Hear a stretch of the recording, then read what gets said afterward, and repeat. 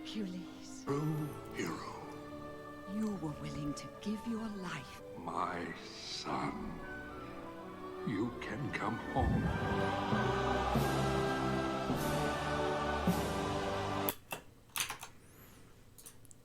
Hello everyone, and I hope you all seen that scene from Hercules before. You know, where he ascends to Mount Olympus and takes his rightful place as a god among, the other Greek gods around him. What I love about that scene, and I have a question for you about it. You know, when he gets to Mount Olympus and he has this opportunity to live a life that he deserves, because he's such a good person, he has so much love for those around him, like Meg, who he was willing to give his life for. Do you think that if he had have actually stepped through that gate, he would have deserved that life? Because he would have betrayed the values that he propagated and that love he had for Meg in the first place. So let's discuss it together.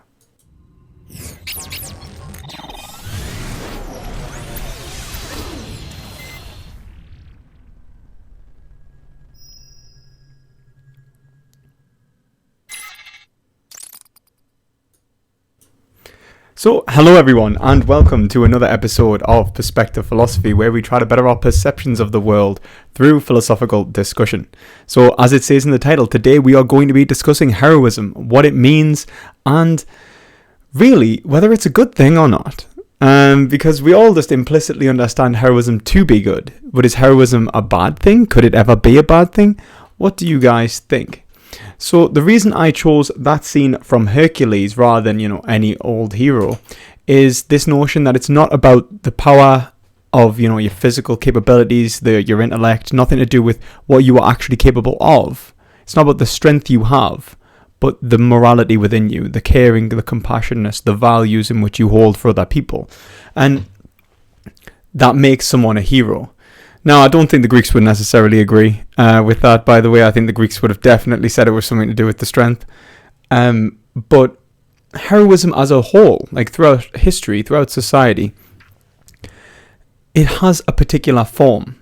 Like, we always typically see heroes as strong figures who do the impossible.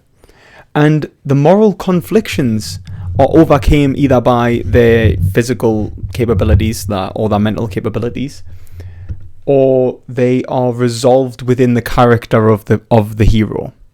It's almost as if the hero themselves is the only person that could do it, because something about their nature is able to overcome the problems that they face. Now, that's pretty much what I think of heroism. I think heroes are the limits of moral epistemology. So, to give you an example, I think that a confliction between individuals that about 1,000 years ago, well, even less than that, would have been whether we should consider black people or women as morally equal. Another good example would be, like, for example, Martin Luther King. He was a figure in this community, even like 40 years ago, not 40, but like 60 years ago. He's a figure in the civil rights movement for black people, for black civil rights. And I would consider him to be not necessarily a hero, but he's proclaimed to be a hero for what he did. But a hero would be someone who, at the time when black people were, isolated from society, segregated, would have been standing up for black people, would have been proclaiming that black people would be, that black people would have been morally considerable at this time. But the problem was, at a time, like, depending on when this person was born, the moral epistemology would not necessarily support him. It would not have the means of reaching these upper echelons of what we would consider ethically absolute. We would understand this to be the absolute truth. And so someone proclaiming the rights of black people today, well, they're just the average everyday person. While someone proclaiming the rights of black people 500 years ago would have been almost a demigod. They would have been way ahead of their time. So what is it about them, and are they right for doing that? Because what we understand morality to be, and this is the distinction I'm making, and it's one that Hegel makes before me, there is a difference between morality and ethics. Morality is the convictions in which we hold towards, values, and it's based upon our own thinking, our own understanding of the world. It's very subjective. On the other hand, ethics is objective. It exists within institutions and in the discussions that we've had about morality. But heroes tackle problems that individuals don't face or will not face yet. But really, in literature, heroes are tackling and defeating those problems that individuals are already facing. So whatever the hero is doing within the story, the fiction that they're in, it somehow links to a real life tragedy within human experience at that time. A good example would be, I think a good example in many cases, it would be literally any ethical improvement that we would see. But I think black civil rights would be a good example, just because at the time in which black people were subjugated, some people thought, well, making justifications like, black people should be lesser and so on. So at the time of Jeremy Bentham, it was becoming all too clear that this level of thinking was wrong, and it was out of the question. But Jeremy Bentham would have been on the pinnacle of right. But before that, let's say at the peak of the Atlantic slave trade, there would have been no conceptualization that would have gave the concept of equality to those individuals.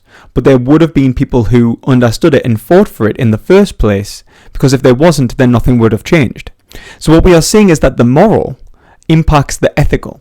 And so a hero is a moral individual, someone who has strength of conviction, okay? And they base that off the way they've been brought up, the life they have lived, and they apply all the rationality that is in the institutions and come to a conclusion that the institution is not complete, that there is a contradiction within their life, okay?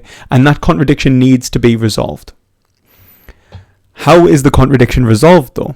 Now, if the hero takes it upon himself to act in such a way that they alone resolve the contradiction, well then they're being somewhat tyrannical. They, just, let's say like the North Atlantic slave trade was ended by, by war. Can we see that the moral institutions of the places that the slaves were liberated were actually improved? No. The slaves' lives were. That's great. But actually they weren't, but we'll not get into that. But the point is that the moral institutions didn't improve, and that's probably why the slaves' lives didn't actually improve. So what we're saying is that that the heroism may be just, but it's not right. There's no way that it's actually being verified by other individuals. So what we need to do is kill off heroes. And it just sounds stupid, doesn't it? It sounds like we don't want heroes. But this is why Hegel says something like quite, I think, controversial. He says the destruction of heroes is the triumph of truth. And what it is the acknowledgement that the heroes of yesterday are just the average everyday individual today. They're the good people today. They're not doing something heroic because they're not facing and trying to overcome the tragedy of their lives. Now, that means that heroism is strength of conviction in the face of tragedy, and that is resolved within the confliction of heroes. And so when we conflict against each other within our understandings of reality, we overcome these moral conflictions. We hearken back to why we made them and these values in which, we have conceptualized in the world, and we judge it against each other, which is why Hegel says that heroes always feel guilt for what they're doing. Because when they come into confliction with another hero, what gives one hero more justification than another? Absolutely nothing. If anyone's interested in comic books, look at the confliction between people like Superman and Batman, or the confliction between the Red Hood in Batman or something like that, where the one is willing to kill and one thinks killing is absolutely unnecessary. What gives epistemic justification to either party? Now, in some respect, Hegel would say that each of them are right, because they are at a position in which they are being conflicted between two right actions. They have not got the verification of other individuals to be able to decide between one course of action and another.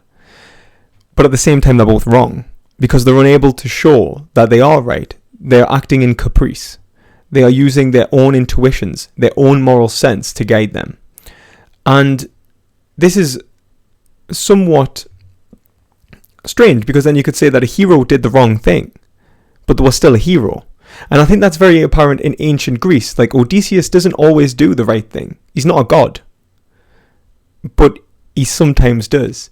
And it's the fact that he holds conviction and strength in the face of this tragedy, of this adversity, that gives him this strength, that gives him the possibility of being a hero. There's almost an element of fortune in being a hero, because it's almost that you've appealed to the right reason. And the true strength in heroism must then lie in their ability to communicate. It's like this idea of like the Justice League or the Avengers. It's like someone always flips out in these movies and they start going to do their own thing, like in Civil War. Well, in Civil War, like, you could be like, I'm Team Iron Man or I'm Team Captain America, But at the same time, like, if you were actually in that situation, there would be nothing to appeal to for justification. Now, the actual side I would appeal to in all of this is institutions. And that's what we have to harken back to and understand the concepts in which we are appealing to in the first place, to be rational. But it doesn't instantly relieve this problem, but time will. We will one day overcome these problems by simply talking them out. And that's why heroes die to truth, because we no longer have this tragedy. We'll overcome it together. We understand that we can do the right thing in relation to the world. And that's what I'm interested in. So there is this weird, like, kind of dynamic of a hero, though. I want to know what you guys think. What do you think a hero is? And you know what my position as a hero is? It's someone who is good, morally, but ethically unjustified. Do you think a hero always must be right? Or do you think a hero can be wrong? Let me know. And do you think that Hercules in that situation is a true hero? I mean, do you think he was right, for example, for denying Mount Olympus? And while you think about that, I am going to open a bottle of beer. Because apparently I'm not a hero. That, or the Belgians are heroes for making this beer. So it's got to be one of the two. Like, I mean, that's exactly what I was talking about, right?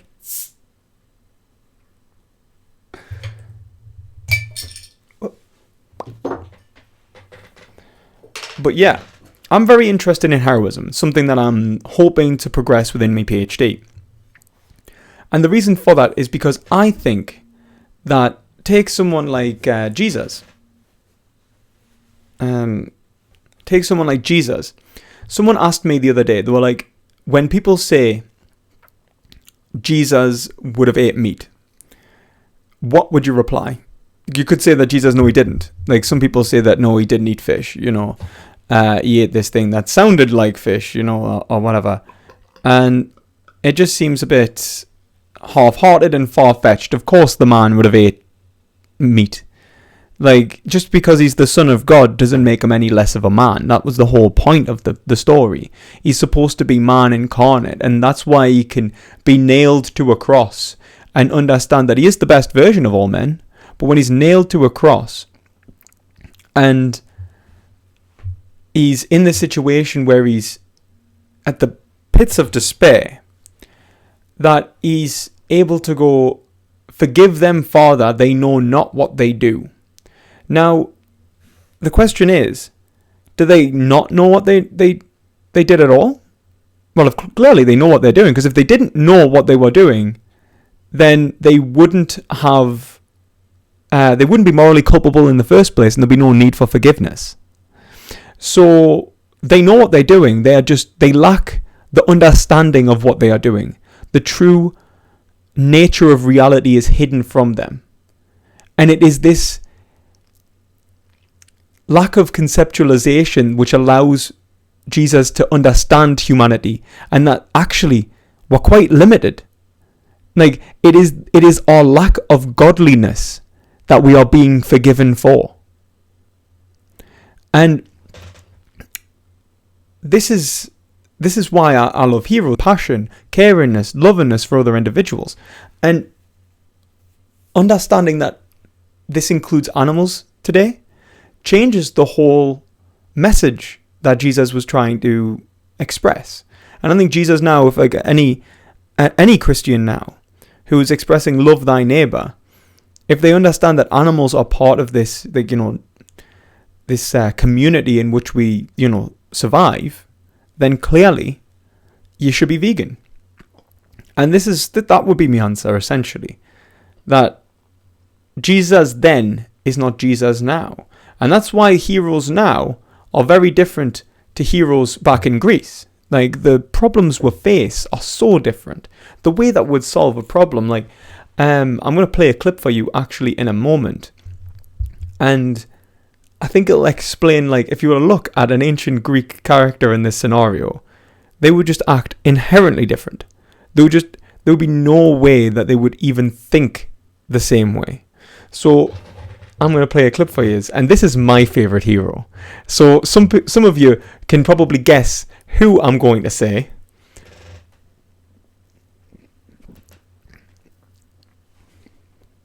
This is my favorite hero. It's a contemporary hero, so it's someone that you could go and see in the cinema. It's someone that you could read a comic book about. So if you're interested in having a guess, leave a comment. And let's see if you think he's justified in acting this way. So it's a particular scene I'm going to show you. So 1 second.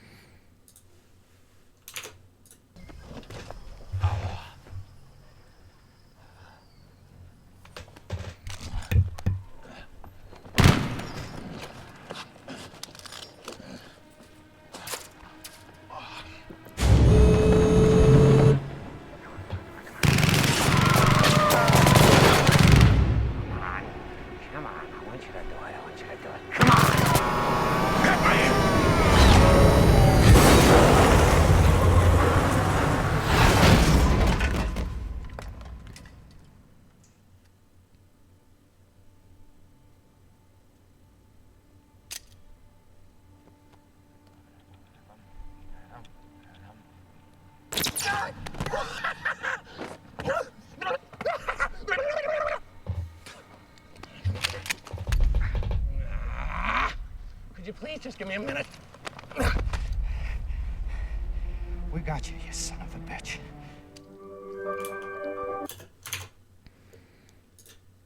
So, yeah, like this point, like I really love that scene. Like, it's such a good scene in Batman. Like, and can we just all admire Christopher Nolan's Batman as the best Batman? Like, just the best. Why did you leave us? Please come back, Christian Bale. Why? Can somebody please raise Heath Ledger from the dead? Anyway. But yeah, it's amazing. I love it, right? But the reason I do love it, like that scene, is it's this understanding that Batman, like, the Joker wanted Batman to hit him because he wouldn't have been Batman anymore. He'd have killed Batman in the moment when he died because he wouldn't have been a good person. He would have betrayed the values in which he had. But more than that, it's this idea that Batman doesn't hit him, even though Batman wants to hit him. Even though there is some justification for Batman hitting him, he doesn't do it. And that's because Batman, he doesn't kill, he doesn't do anything like that, and he relies upon the institutions of the state for justice. He he understands justice to be centralized and not individual. Now, that's something that Greeks would have not understood in the Homeric tragedies, because the state was very, very tentative, and it was being built by heroes at this point. And this is why Hegel calls it the right of heroes, is to build like the state. But the state already exists in Batman. It's just not good enough. There's not enough. I guess there's not enough participation, really. That's the problem. And what Batman's trying to do is resolve that. He's trying to make it so that the state functions properly again. He doesn't want to be a hero because he wants to be Batman. He wants to be a hero because he's a hero because he wants there to be no need for heroes. Like, I remember reading like a comic on Batman once where he says that, like, most people enjoy, like, most of the other characters in DC are supposed to enjoy being that character. Well, Batman hates being Batman. Not because he doesn't align mostly with Batman, he does, but the idea that he wants there to be no need for Batman in the first place, because he cares about other people, because it's about the people that he's helping, about the goodness in the world and propagating this better life for people in the first place. And that's why I love Batman, because he's just probably the perfect hero. I mean, he's so moral in pretty much everything that he does. Unless you read like The Batman Who Laughs. That's a total different story. But like, obviously it does depend on what writer's writing them. But I really like this version of Batman. Which is why I've got Christopher Nolan's Batman tattooed on my arm. I think he's a great Batman. And I think Batman's story is quite good. It's this idea that his life started with almost Homeric tragedy. This man against nature. Like, Batman was born in blood, almost in the lack of humanity that was Gotham. And because of that, it was his like calling to solve it, to relieve it. And this is, I think, another point about heroism, is that you can't be a hero that is not in his time. We're all in the time period in which we live, and we all have to resolve the problems that are existing in our state, and that is heroism. I would say that the first, there would have been heroes for veganism, champions of this, moral movement. Before they had real epistemic justification. It would have just been a moment in which they realized, like people like even Jeremy Bentham would have realized that, wait a minute, the concepts we're applying here logically extend to animals, but they wouldn't have had any way to verify that. And so the only thing they could do would be champion animal liberation. And if it wasn't for people doing that, speaking up and saying that animals, have moral consideration regardless of public opinion on this, then we wouldn't have veganism. But the issue is, they'd have no way of proving that they were right. They could be wrong. Like, they could have been, for example, they could have been wrong. Well, we know they're not now, because we have an institution, we have other individuals that can verify and falsify our beliefs and our conceptualizations. And so we're in this situation where veganism is still fairly new, but it's certainly building into an institutional format. And a lot of the moral concepts within veganism are being fortified within our conceptions of the world. What do you guys think? Do you, someone just said to us, does Batman eat meat? Yeah, I think so. I think Batman eats meat, but he was written before veganism was an average everyday thing. I think, will Batman eat meat in like 20, 30 years? Absolutely not. I think Batman will be vegan. This is the point. Heroism cannot be a stagnant concept. You could not be a hero now and a hero in Greece. It wouldn't make sense. They wouldn't even be able to interpret you as a hero. They would think you're a madman. Like the thing, you were absolutely like crazy, because the actions that you were doing, they would have no reason to believe they had anything to do with justice, because they would understand justice is so different. Like even Socrates was pulling up basically like, justice isn't just, pretty much having what you do done back to you back then. So like kind of like almost an eye for an eye mentality was still kind of kicking around then as a notion of justice. And he was saying, no, this could not possibly be justice, and he's arguing against that. So whatever justice is and what form it takes within contemporary society, a hero must align with it to at least some degree. Otherwise, they're villains. And this is another point. What makes a villain is incredibly important to what makes a hero. Because if a hero is still acting somewhat subjectively because they lack total epistemic justification, then are they not, could they not be someone like Thanos? This idea like, or even Ultron. I thought Ultron was a really good evil character.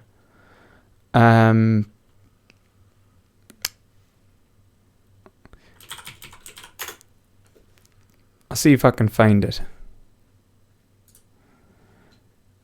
I think mainly because of his mainly because he was so philosophical, Ultron. So was Thanos actually, but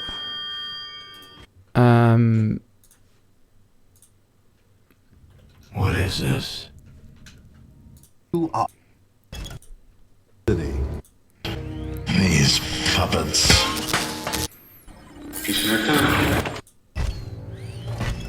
How could you be worthy?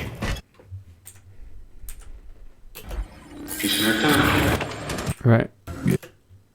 Give me a second. Right. So the point I'm going to show you here is just someone said the best villains aren't villain. They wouldn't say that Ultron was evil. No, they are. They are evil. Definitely. Because what they are doing is they rely purely upon their notion of justice above all others, which means they completely contradict the institutions. So, for example, if someone, even if they by accident did the right thing, it would have been by accident. They may find out that they did the right thing in the future. If someone who kills, for example, half the world's population, like Thanos, it saves us from some sort of catastrophe we couldn't have predicted. They've done what would have been the best thing for us, but they couldn't have known that was the best thing. And this is the point of knowing. Villains put themselves above the law, above the justification. They accept it as being there, but see themselves as the arbitrators of justice, the ones that construct it, not being subservient to it. Heroes, on the other hand, rely upon the individual being part of an institution and not simply as being, the master of their own destiny. Batman doesn't kill people not because it's not they don't deserve to die. I mean, you could imagine a Batman that thinks these people deserve to die, but that he doesn't do it anyway because he knows that he can't justify it. And this is the point, like, that a hero only acts on the limits of justification. An evil person doesn't need justification. They act above it. They are the justification. And if you look at like Thanos, he takes a position in which he goes, you know what? Clearly, they called me mad. So it's clearly the institutions of his time thought that he was absolutely, insane. Like he should not be doing this. But he decided to take it upon himself to do it anyway, right? And continually, he does this, and this is the point. This is what makes an evil person. Somebody says, "I think Thanos had good intentions. Just blanket 50% was stupid." Well, no, right? Okay, Thanos did have good intentions, but it's not about his just stupidity. It's about his caprice. And how could you be, no man is an island. It's about how he was willing to take liberties over other individuals without recognizing them as subjects. he was rejecting not only his own subjectivity, but he was seeing himself above all other subjectivities, as if he was the one that was right because of who he was. That's the problem. Someone like Batman can't do that. They rely upon the state. They rely upon the concept of goodness that permeates who they are and that runs through them in their actions, but then act on the very limits of it. They don't construct it independently. And this is why subjectivism for Hegel is evil. It is a form of evil. And there's a few different kinds of subjectivism and a few different kinds of evil that are produced by that.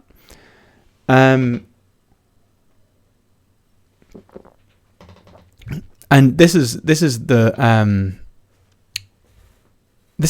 the interest in, like, the interest I have in it, because Ultron or Thanos, they had good intentions, and this is kind of like the Hegel's critique of Kant. It's like they had good intentions, they had goodwill, but that's not enough, because there's goodwill in all of us. We're all willing towards a notion of good. We all have to, by design, will towards that is good. We will to that is desirable. And we'll have an understanding of good. But it's where the concept good comes from in the first place that determines whether our actions are actually meeting what is good, whether they're actually obtaining the value of good within the world. It's independent of any given individual. Someone said the road to hell is paved with good intentions. That's exactly right. Like, it's not about doing the good thing because you feel good. It's doing the good thing because you know it to be good. And yeah, Foot Soldier, you're a mod now. Yeah, last time I saw you, I just made you a mod. I think you left before you saw your modded.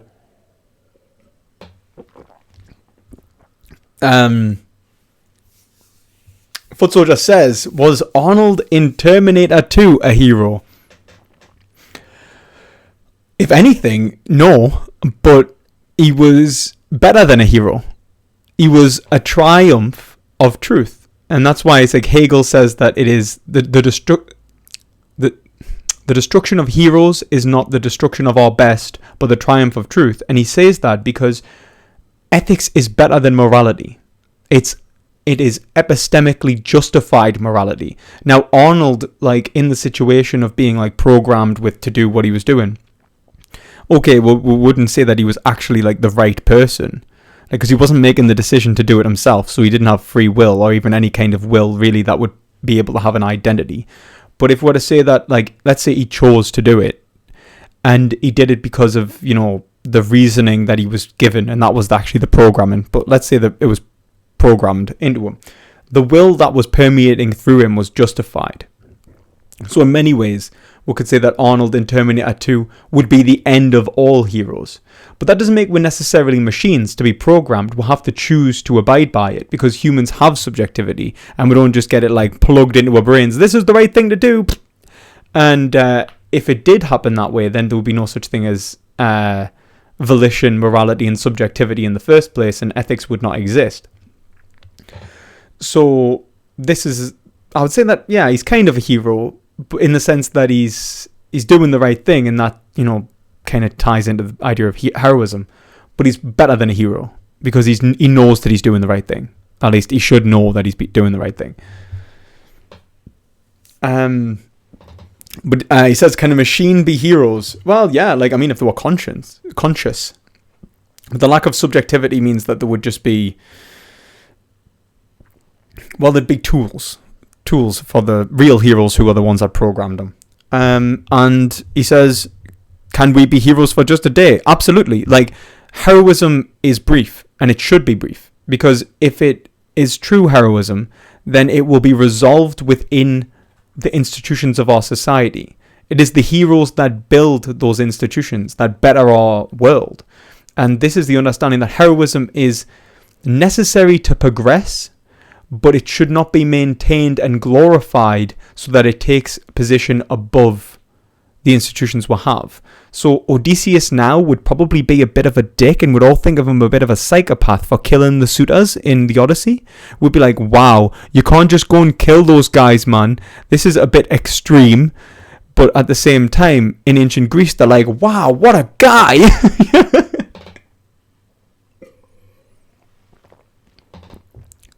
he's still a hero, but he's not a good man anymore. And it's the same notion of even like, you know, Batman, a pre-vegan Batman is starting to look a bit dodgy. You're like, is he doing the right thing here? I don't know Bowie, if I'm honest. I don't listen to a lot of Bowie. So if okay, it was David Bowie. I don't really listen to a lot. The only one that I will say this, the only thing I do like about David Bowie is God damn it, what's it? Is it Space Odyssey? That's what it's called, isn't it? I really love that. What was it? This is Major Tom. Right, I'll see if I can get this scene. Killers, and I was tangled in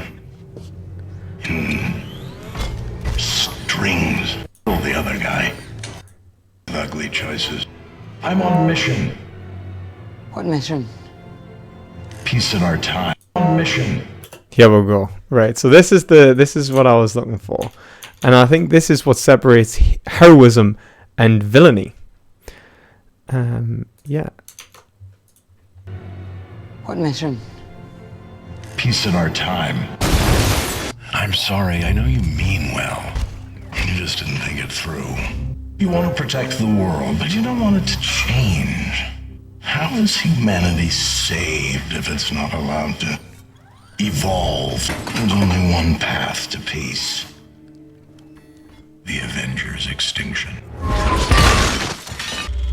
I had strings, but now... Just the Avengers. Like, it's basically human sovereignty. The best, and I mean like the best version of this, like I think better than Ultron and did it like really before Ultron, was iRobot. If anyone's seen iRobot, iRobot is such a good film because the only way to save humanity from machines was to give humanity to machines. And I just love that. It was this notion that like it's as if they could not foresee their own imperfection, but by giving them the way to understand that they are imperfect, that they are broken, by definition, gives them their freedom to fix their issues in the first place. Gives us the freedom to recognize that it is me who is the problem. It is me who needs to change. And this is why heroes must be destroyed. Because a hero would recognize himself as no longer a hero when everyone else does the same thing. Or he would recognize himself as wrong and modify to the good thing if he was wrong in the first instance. And that's the brilliant thing about it. Like Ultron though, like he was like, you just haven't thought it through. And it's like, it's arrogance. It's caprice. It's the ability to take a position above others that is unjustifiable. It's unfalsifiable because you're saying my reason, the totality of my existence gives me information that you are not privy to, and that I am the only one capable of making this decision for all of us, for the better, for the good. And you are constructing a good out of that. And that is why subjectivism is evil. And people don't say it. People think that you can have a subjective morality that, you know, actually aligns with how we could live a good life. But they don't understand that when we say these things, what we really mean is that we have killed goodness. We have killed what it means to be good.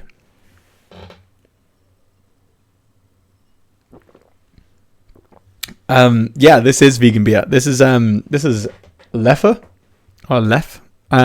This is Belgian. You know, my family live in Belgium, and I love my brother, but like the best thing in Belgium has to be their beer. Sorry, Dean. Like, I think I value Dean, and he has objective, intrinsic moral worth. But clearly, the extrinsic moral worth of vegan, incredibly good beer has got to be surpassing some sort of, you know, extrinsic, intrinsic position.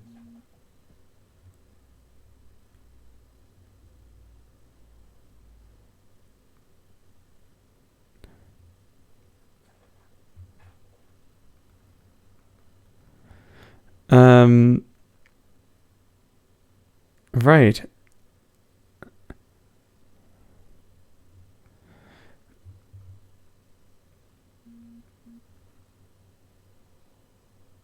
this is going to be quite a fast stream, guys, if that's okay. Probably just an hour long. SD, hello, man. Sorry, I won't be here for too long, but I want to know, guys, what do you guys think of heroes and villains? Because I'm really interested in heroes and villains, and I love what makes a villain as well. Like, what is that drive and that forces them out of the institution, you know? And what makes a hero? Do you have any quotes, Hegel quotes, which are comprehensible? Do I have any Hegel quotes that anyone would understand at the best of times? That's the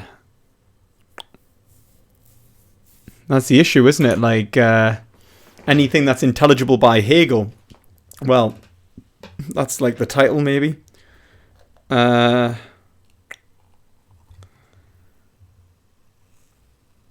god, that's I'm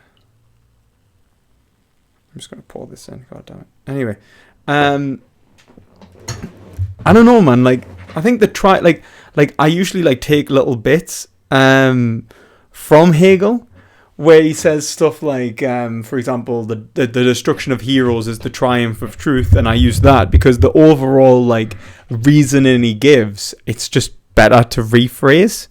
Part of that is because it's written in 18th century, well, 19th century German. And, you've got to give some credit to that. Like, I don't speak German. I certainly don't understand Germany back then. And so, the words they use are different. But also, the way he talks is meant to be like a lecture. The way that he actually kind of conveys information, Schopenhauer, I think famously kind of writes better than Hegel, but I think that from what I've seen of the concepts that he conveys are far less deep. They're important and they're existential. They're very existential, but I'm less impressed by Schopenhauer. But I've only read a little bit of Schopenhauer, so I do need to read more Schopenhauer. But he really hated Hegel. He was like, what a load of nonsense Hegel comes out with. I think Hegel, though, the reason it's so almost nonsensical is because of almost the genius that is being conveyed. I think it's just, there's a lot of complexity in the words that he uses, in the sentence structure. He's trying to convey very deep concepts, and because of that, it's difficult to understand at the best of times. Also, he's a terrible writer. I think Hegel's just absolutely... I'm happy to say Hegel's a terrible writer. From what I've heard, from what people have said, he's a better speaker. Much better speaker.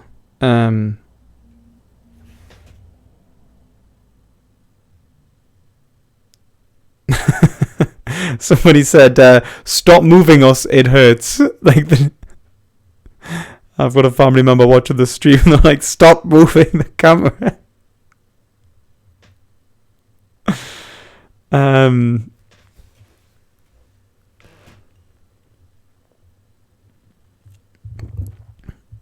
Yeah, I'm gonna finish this beer and then I'm gonna go, guys. So I think what I love about heroism is that it permeates all human existence. It's not something that we can tie into a single time. We've been writing about stories about heroes for so long, and this is why I love literature, because literature just gives you a glimpse at what life was like 2,000 years ago, 1,000 years ago, 500 years ago, today. And it's this understanding that we can compare the literature of now and the literature of then, and we can come to show differences in how we even have conceptualized the world, in what it means to be man today and man then, humanity as a whole. But regardless of all of that, we know that there is something that must permeate our existence to appreciate heroism in the first place. A common humanity that goes through us all. And I love it. Like, I genuinely love it. That's why I got these books out, like, by Joseph Campbell. I was hoping to get his, like, Hero of 1,000 Faces. I've been meaning to read this, like, essentially this one's on primitive mythology and creative mythology. This idea of, like, heroism is what I'm interested in understanding the heroes throughout history. And I'm doing that in my PhD, and I'm going to be talking about heroism in my PhD. So what I'm going to be doing is really speaking about, well, more than anything, veganism. Because I think I want to show the conceptual growth that has led to veganism in the first place through a Hegelian dialectic, and show it to be the pressure of history, not the actions of individual caprice. Like, I don't go vegan because, veganism's right, I've decided it's right. I've went vegan because it is morally justified to go vegan, and everything else is now morally unjustifiable. That the exploitation of animals is unjustified as a whole, that we must consider animals as with equal moral consideration.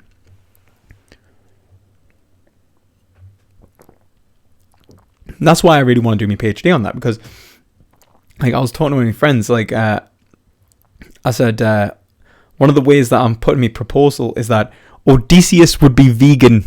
Like, like, Odysseus would not be vegan 2,000 years ago, and his actions would be morally reprehensible now. But now he would be vegan, he would probably be against murder, and he'd act in such a way to defend the common humanity that permeates our existence in this conceptual growth that has allowed us to understand the good and subjectivity itself.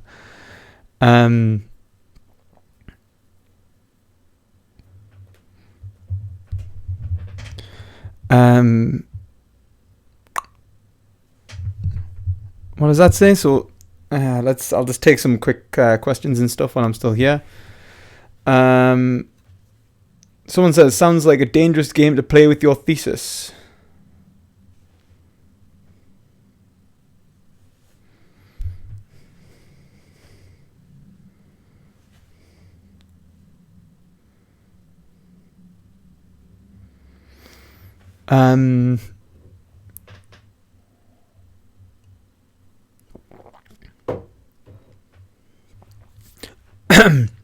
Well, I wouldn't judge, like Pat says, so the thesis would be about how morality of one period can't be used to judge the people from another. Not the people, that's true.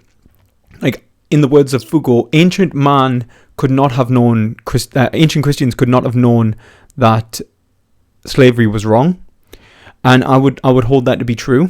They wouldn't have understood the concepts necessary to tell them that slavery was wrong, but the reality of its immorality, of the injustice that permeated through their actions, that is true and real, and we can understand that now because we have a better conception of reality and subjectivity as a whole.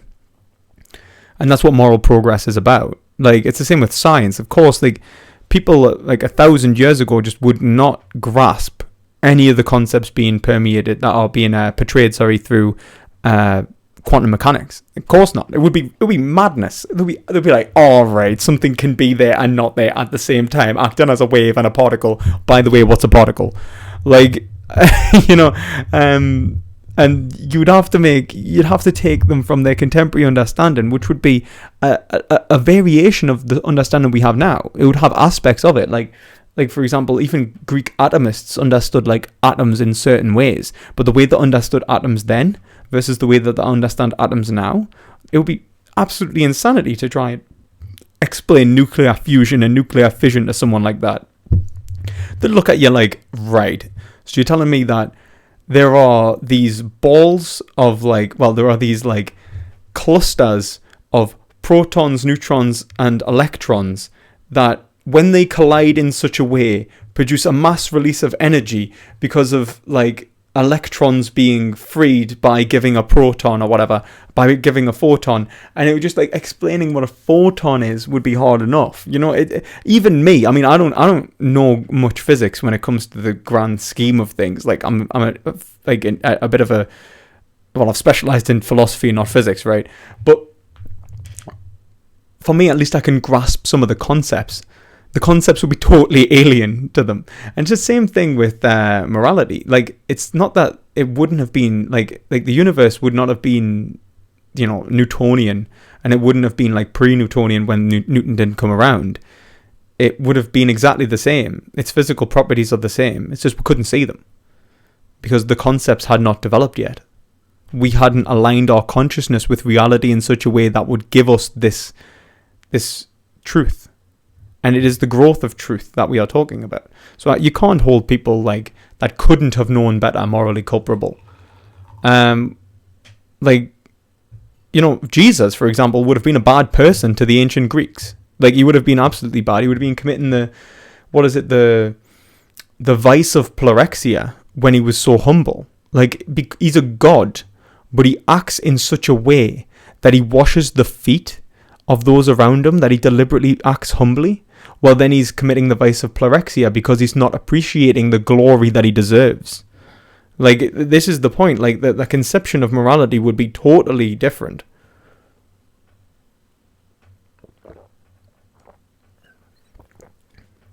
I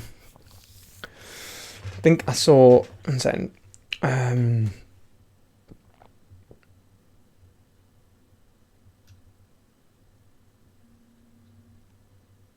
second. I saw a comment that I wanted to reply to.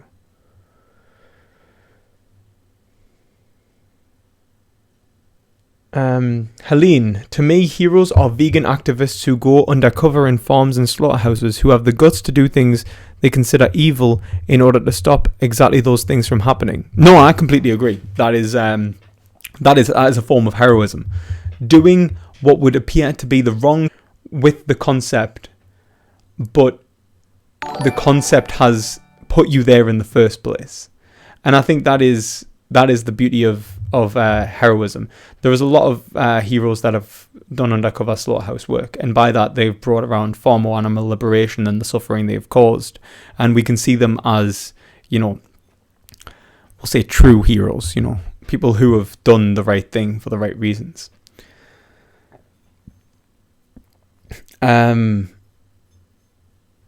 Someone said something about libertarianism. Seems to me very much towards libertarianism that pushes me towards fascism, almost. I don't think fascism and libertarianism are even compatible. But I think the issue is misunderstanding of liberty permeates libertarians, and that's the issue there. I would consider myself a libertarian socialist mainly because I think socialism has the best understanding of equality and libertarianism has the best understanding of freedom. And it is freedom and equality that is justice in the first place. Do you like PETA or the heroes? I don't know. PETA do some daring stuff now and again. Would I call them heroes? I've heard a lot of bad things in relation to like actually getting animals killed or something. So I can't say, like, I'm not going to really give like an objective understanding of PETA. Do they do good though? Yeah, like PETA do have some great stuff. So at least people understand that there is an organization around animal liberation. And I'm pretty sure the guy that founded PETA was inspired by Peter Singer in the first place.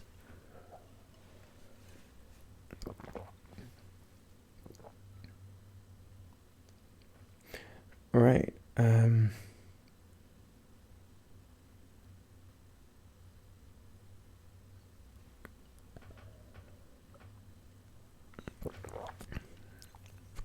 Yeah, like there was something about Peter about doing something wrong. Yeah, like something to do with that. I mean, like, here's the thing though, guys. Do you like call me crazy, but I don't think that we should propagate cats anymore. We should certainly try and minimize the amount of cats that are being produced. For one, like, I mean, stop the production of cats.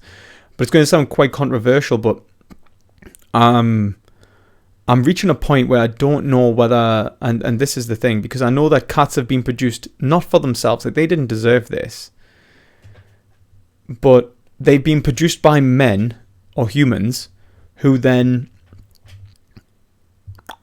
their existence is now being considered unjustified because they're an artificial population which is dependent upon the flesh of another population artificially propagated by humans in the first place. I think that really, like, what we need to start doing is bringing the population of cats down. And I don't mean euthanize them, because I don't think that I would. I don't know about many people, but I don't know if it's kind of like the trolley problem. Would I be doing good? Would I be doing bad? Well, I would have to talk to other people about this first. I wouldn't think that was right or wrong necessarily, but at the same time, something morally, intuitionally feels wrong about euthanizing an innocent animal, but at the same time, something worse is wrong about allowing them to propagate suffering upon other creatures that also have the same moral consideration. At the very least, we should absolutely stop breeding cats. No other cats should be born from this point on. Like, I love cats. I think they're lovely creatures. And it pains us to say this because I don't want to say this. But that doesn't mean that just because I don't want it, that it doesn't need to be said. And this is the point. Someone says that cats kill so many birds and wildlife too. Well, exactly. Like, you know, like they're obligate carnivores.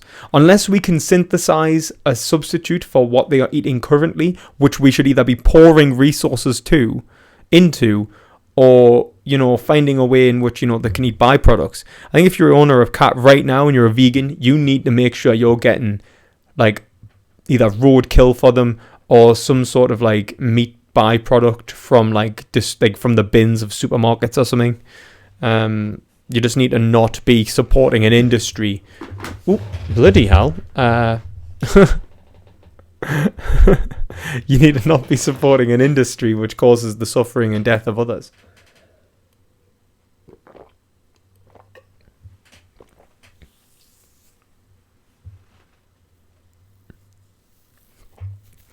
Do you think it's the right to have human heroes in vegan communities? Everyone seems to have defied Earthling Ed. What do you mean, Garrix?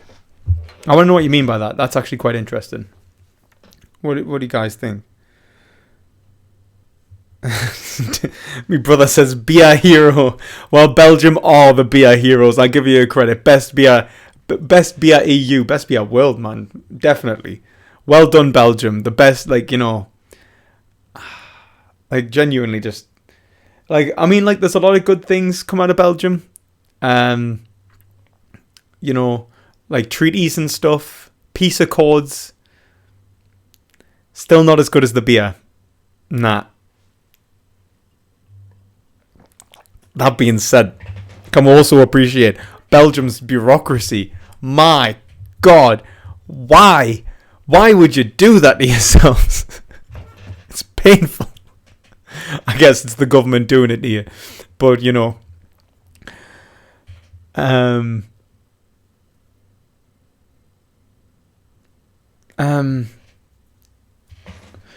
Patrick says, the way I see it, if one is supposed to take veganism to very edgy levels, is to be anti-carnist, animals, anti-natalist, etc. Well, I don't think so. I think, like, that would be the point in which you are running with the concept. Like, you're not necessarily... Is this actually a little bit... Yeah. You're not actually necessarily... You're not actually justified in being an anti-natalist, I don't think. I'm planning on making a video on against anti-natalism, to be honest, because I'm not an anti-natalist. I don't think it's a justified position. And I think that we can do so much good, especially as vegans, introducing our children to veganism and propagating vegan norms and lifestyles that will ultimately mitigate the harm that would be caused by their births in the first place. Like... And I don't see life as inherently suffering. A lot of people see life as suffering, kind of like in a Buddhist mentality. I think that's wrong. I'm pretty much gonna have to go now, guys. I hope you've enjoyed this stream. I know it's been a bit quicker than my normal streams. But if you liked it, you know, give it a thumbs up and stuff. You know, subscribe and all that good stuff. And let me know, who do you think are true heroes? Like, my hero as a child was Martin Luther King, but now I see Martin Luther King not necessarily as a hero, but far superior to that. Martin Luther King was an arbiter of truth. right? He was delivering the truth to humanity, and he's more than just a hero. He is goodness incarnate. Now, not like in the sense that he was like righteousness. He's not God, but that his actions were so justified that it wasn't heroism anymore. It was just goodness, what we all knew to be right and just in the first place. So yeah.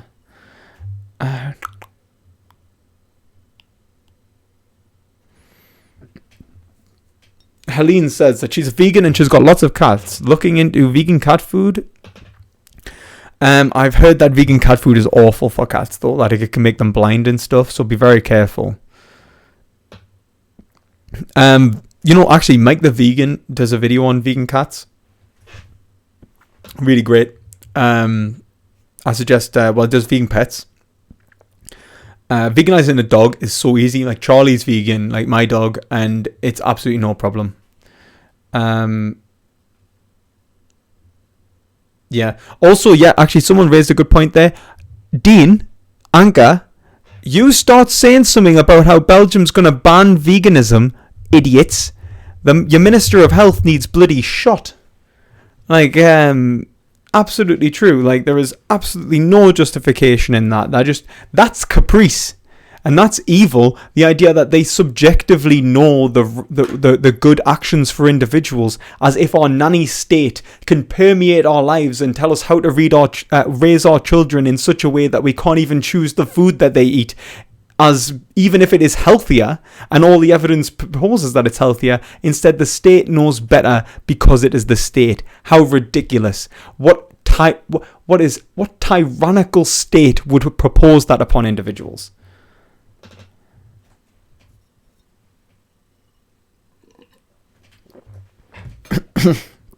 Wow.